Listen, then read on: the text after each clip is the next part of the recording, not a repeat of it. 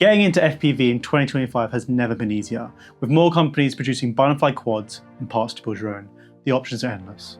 DJI has never been better, with lower latency, further ranges, and the best possible experience. This guide will primarily focus on the DJI camera system. DJI is used all around the world by professionals for cinematic and commercial uses, and it offers a great flying experience.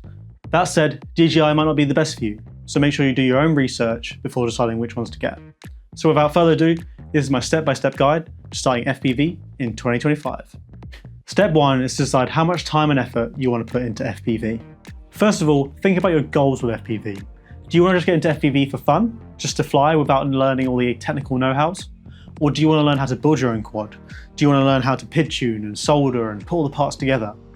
If you want the easiest entry point with no hassle, go with the DJI Avatar 2.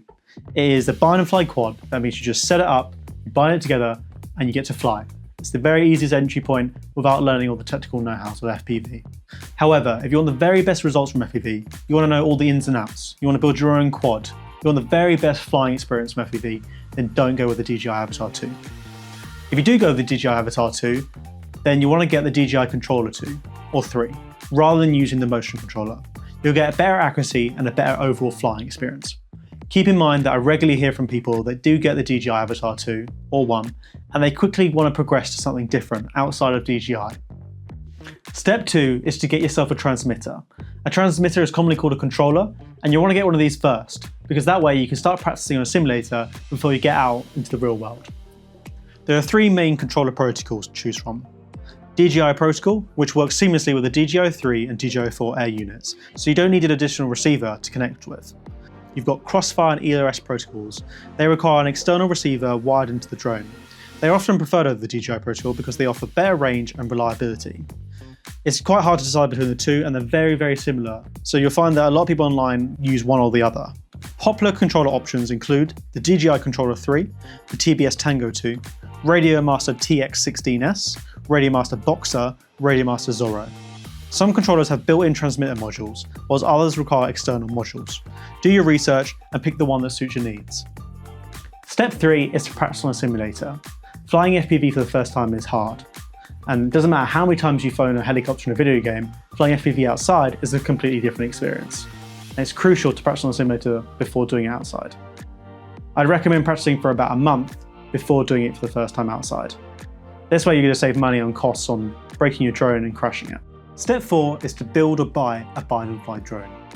Bind and fly drones are assembled by FPV companies using high quality parts that optimize for flight performances and are ready to bundle your goggles and controller.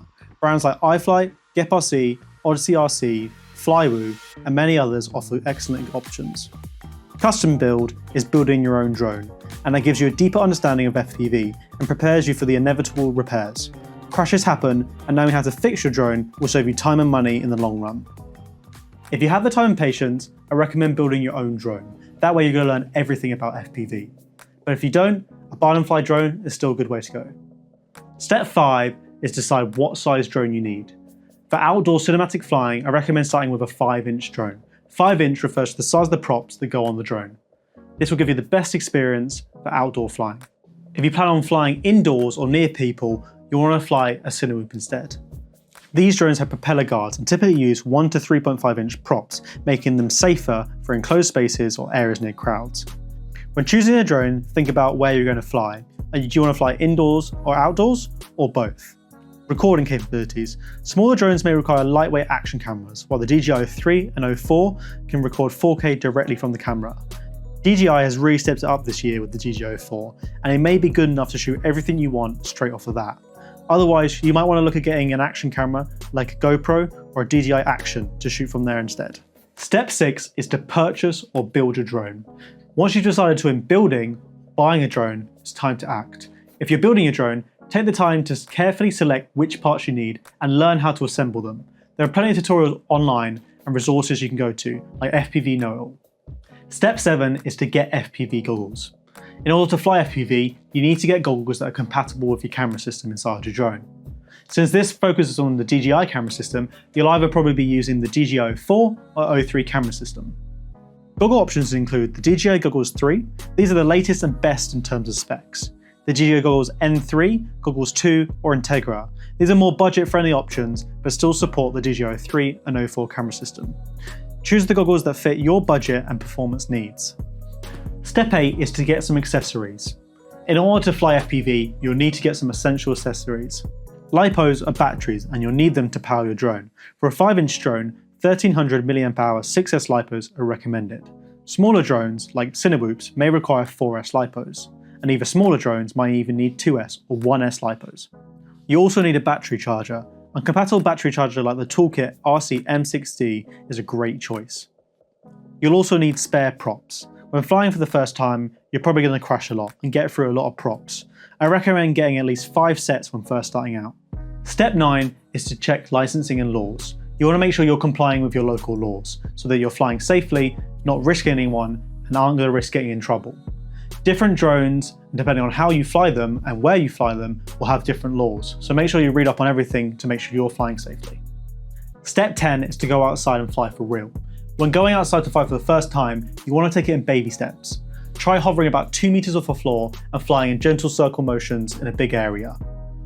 You'll want to learn how to monitor your battery, your transmitter signal, and your goggle signal at all times. Take it slow, master the basics, and then you can advance to further things. It's better to go slowly than risking crashing your drone and having to repair it multiple times. FPV is an incredibly rewarding hobby, but it takes time, patience, and dedication to master. If you like this video, drop a like, subscribe, and any questions you have down in the comments and I'll be sure to answer.